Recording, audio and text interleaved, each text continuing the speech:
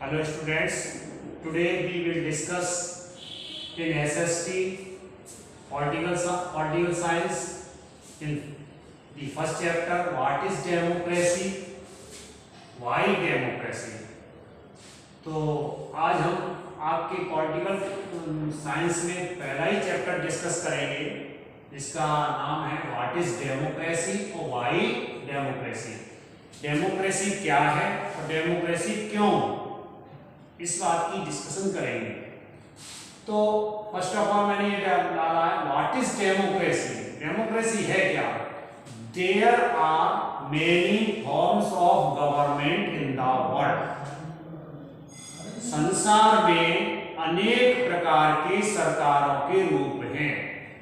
In ancient time the monarchy was the prevalent form of the government। प्राचीन समय में इन ancient time the monarchy was the prevalent form of the government। तो प्राचीन समय में राजतंत्र, राजशाही, राजा का शासन ही प्रचलित सरकार का स्वरूप हुआ करती थी। बट इन मॉडर्न टाइम में क्या है? What is the most prevalent form of government की बात की जाए तो democracy is the most prevalent form of the government. Prevalent का हिंदी अर्थ होता है प्रचलित। इसका हिंदी अर्थ क्या होता है? प्रचलित। यानी वर्तमान समय में, मॉडर्न समय में सबसे ज्यादा प्रचलित और सबसे ज्यादा सुइटेबल, सबसे ज्यादा बेस्ट फॉर्म ऑफ गवर्नमेंट है तो वो है डेमोक्रेसी। जिसको हम डेमोक्रेसी को अगर हिंदी में कहना चाहो तो इसके नाम है लोकतंत्र। क्या नाम भैया? लोकतंत्र। दूसरा क्या नाम है? जनतंत्र। जनतंत्र एक ही बात होती है, चाहे लोकतंत्र कह लें चाहे जनतंत्र कह लें। अब बात आती है इस चैप्टर के अंतर्गत हम आपको सबसे पहले डेमोक्रेसी की डेफिनेशन सुनाते हैं। Mister Abraham Lincoln was the president of the America. तो उन्होंने, अब्राहम लिंकन ने सबसे बेस्ट डेमोक्रेसी की परिभाषा दी थी। Democracy is the government of the people, by the people, for and for the people. प्रजातंत्र, इसको प्रजातंत्र भी कह लेते हैं, एक नाम और लेके दे रहा हूं, चाहे प्रजातंत्र कह लें चाहे लोकतंत्र कह लें, एक ही बात होती है। इतने नाम है हिंदी में, प्रजातंत्र, लोकतंत्र, जनतंत्र। लोकतंत्र जनता का शासन, चाहे प्रजातंत्र चाहे जनतंत्र कुछ भी कह लीजिए। प्रजातंत्र जनता का शासन जनता के द्वारा जनता के लिए है। अब जनता के द्वारा जनता के लिए कैसे हो गया? जनता का शासन कैसे हो गया? जनता का शासन ऐसे हो गया कि पब्लिक, आपने देखा भी है कि पब्लिक ही अपने लीडर्स को इलेक्ट करती है। Anybody who is able to fight election, कोई भी व्यक्ति इन पब्लिक में कोई सा व्यक्ति ले लीजिए, कॉमन पीपल ले लीजिए, जिसके पास अगर इलेक्शन फाइट करने की एबिलिटी है, क्वालिफिकेशन है और सारी शर्तों को, सारी मानकों को पूरा करता है तो वो इलेक्शन को फाइट कर सकता है। तो वो इलेक्शन पब्लिक के बीच में से कोई भी व्यक्ति जो पब्लिक उसको इलेक्ट कर देती वो बन जाता है लीडर। तो इसमें फीचर्स ऑफ डेमोक्रेसी में सबसे इंपॉर्टेंट फीचर की मतलब क्या? विशेषता है। फीचर का मतलब लक्षण, यानी फीचर का मतलब मेरिट्स। तो डेमोक्रेसी की जो मेरिट है उसमें सबसे बेस्ट तो यही है। सबसे बेस्ट क्या? Major decisions by elected leaders. यानी बड़े बड़े जो निर्णय हैं, जो मुख्य निर्णय हैं, वो पब्लिक के द्वारा इलेक्टेड लीडर्स के नेताओं के द्वारा लिए जाते हैं। पब्लिक के द्वारा चुने हुए जनप्रतिनिधियों के द्वारा लिए जाते हैं। अगर हम लीडर्स का दूसरा नाम लेना चाहें तो हम इनको रिप्रेजेंटेटिव्स कह सकते हैं। क्या कह सकते हैं?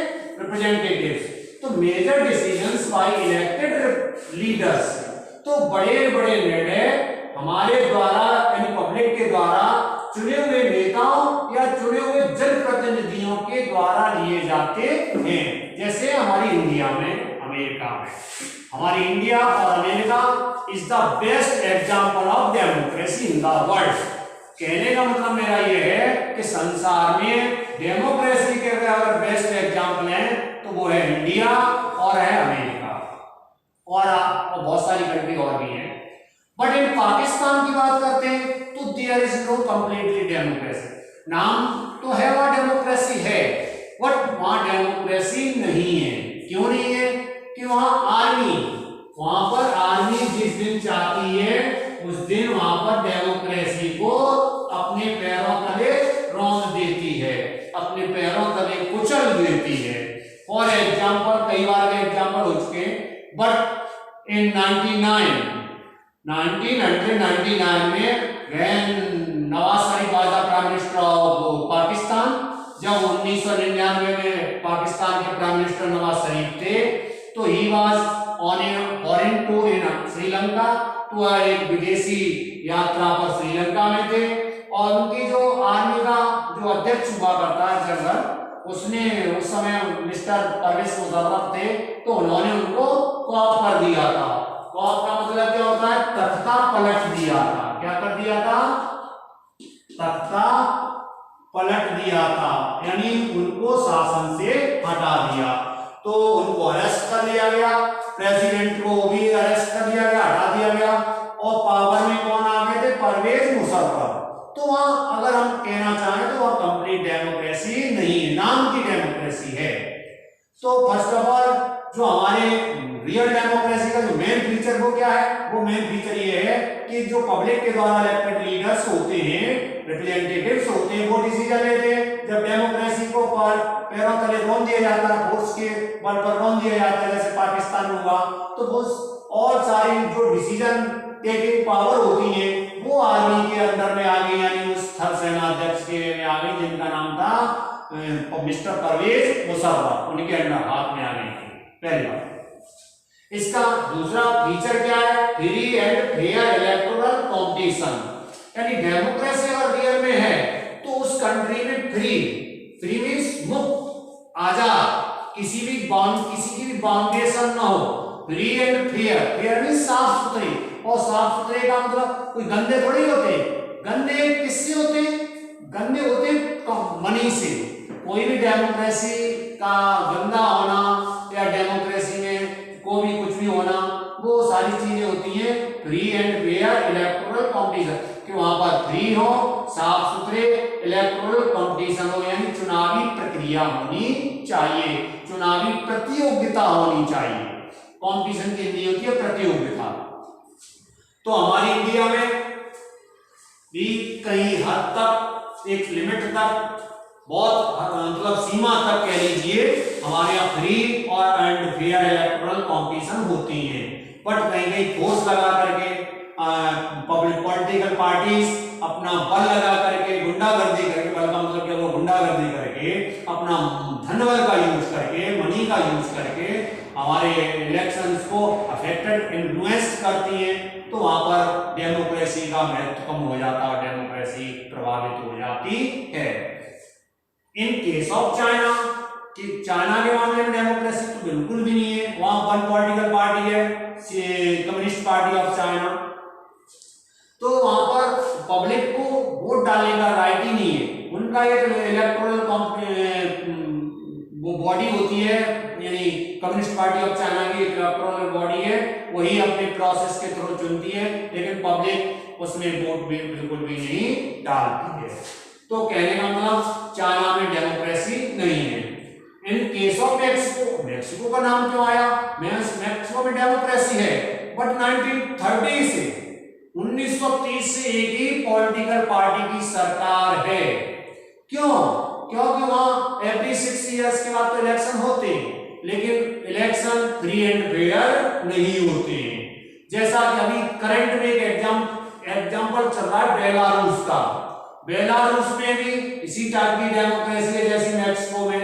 वहां पे भी लुकाशेंको नाम है उनका, वहां के प्रेसिडेंट का, तो वो अपने लेवल से, अपने तरीके से इलेक्शन प्रभावित करवाते हैं, और वहां की अपोजिट कैंडिडेट थी स्वेतलाना, उनको उस कंट्री को छोड़ना पड़ा।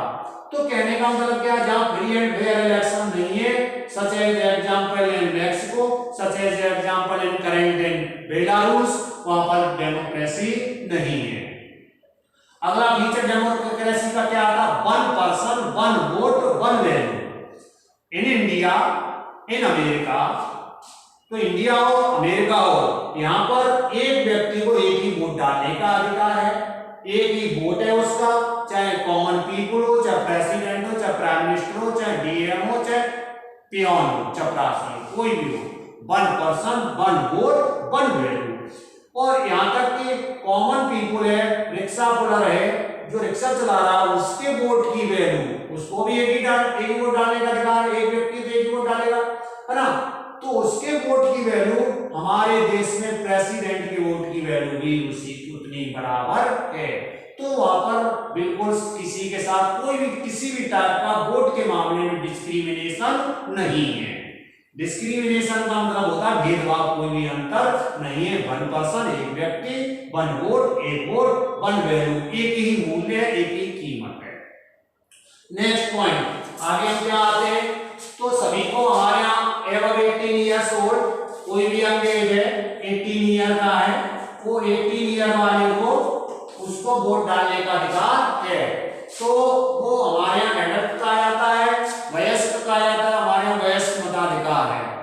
आगे rule of law respects rights. यहाँ डेमोक्रेटिक कंट्री में हमेशा लॉ का और जो लॉ का शासन होता है, रूल मीन्स शासन, रूल मीन्स क्या होता है शासन, यानी कानून का शासन होता है, और कानून का जहां शासन होगा वहां अधिकारों का सम्मान होगा। तो हमारे देश में मौलिक अधिकार दिए गए कॉन्स्टिट्यूशन के द्वारा, हमारे नागरिकों को मौलिक अधिकार दिए गए और उन मौलिक अधिकारों की रक्षा करने के लिए कॉन्स्टिट्यूशन बनाया गया है। कॉन्स्टिट्यूशन हमारे मौलिक अधिकारों की रक्षा करता है और हमारे यहाँ कानून का शासन है। कोई भी व्यक्ति कानून के आगे न बड़ा है न छोटा है, कानून के आगे और persons are equal in before of the law, यानी सभी व्यक्ति कानून के आगे कानून के सामने समान है। नेक्स्ट पॉइंट क्या है, आर्गुमेंट अगेंस्ट डेमोक्रेसी। ऐसा नहीं है, आपने देखा होगा जब प्रॉफिटेबल लॉस है तो best form of the government in the world today, आज के समय में democracy is the best form of the government in the world today, but there are some demands also in democracy. Democracy में कुछ अवगुण है, वो अवगुण क्या है, उन्हीं के आगे लगा आर्गुमेंट्स अगेंस्ट डेमोक्रेसी। आर्गुमेंट्स की हिंदी क्या होती है, तर्क, यानी डेमोक्रेसी के विपरीत में कुछ तर्क दिए गए। क्या तर्क दिए गए, चेंजिंग एंड इनस्टेबिलिटी, ये तो राइट है। क्यों, क्योंकि डेमोक्रेसी में कोई भी गवर्नमेंट परमानेंट नहीं रहती है। Every 5 year, every 6 year, every 4 year अपना अपना जिसका टेन्योर है, टाइम पीरियड है, वो अपने टेन्योर के अकॉर्डिंग चेंज होती रहती है। तो हमारे यहाँ इंडिया में जो एमपी होते हैं वो 5 इयर्स के होते हैं, और एमपी ऑफ लोअर हाउस कहते हैं लोकसभा को, और एमपी ऑफ अपर हाउस कहते हैं हमारे यहाँ राज्यसभा को। तो राज्यसभा के जो एमपीज होते हैं उनका टेन्योर होता है 6 इयर्स।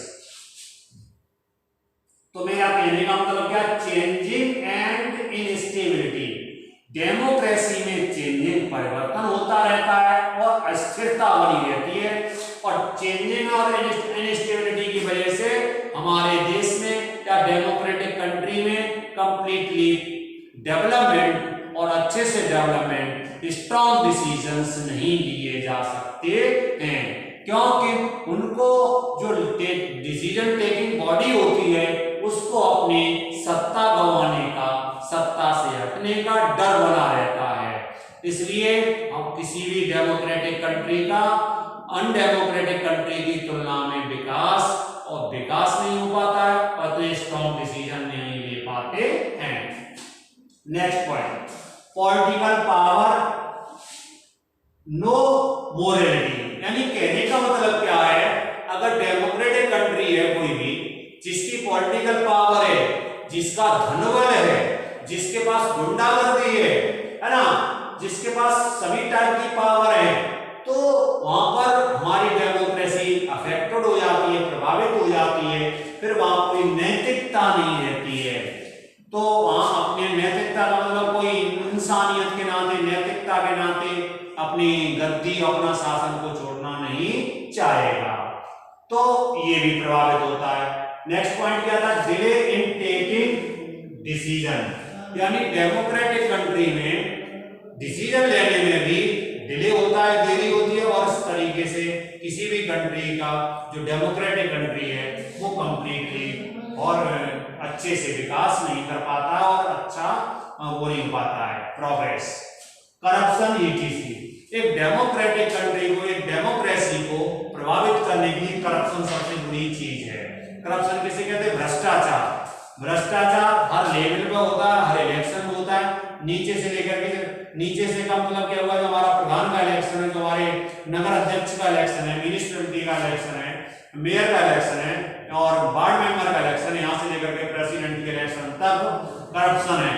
करप्शन का मतलब पैसे से वोटों को प्रभावित किया जाता है और इस तरीके से डेमोक्रेसी प्रभावित होती है। Thank you.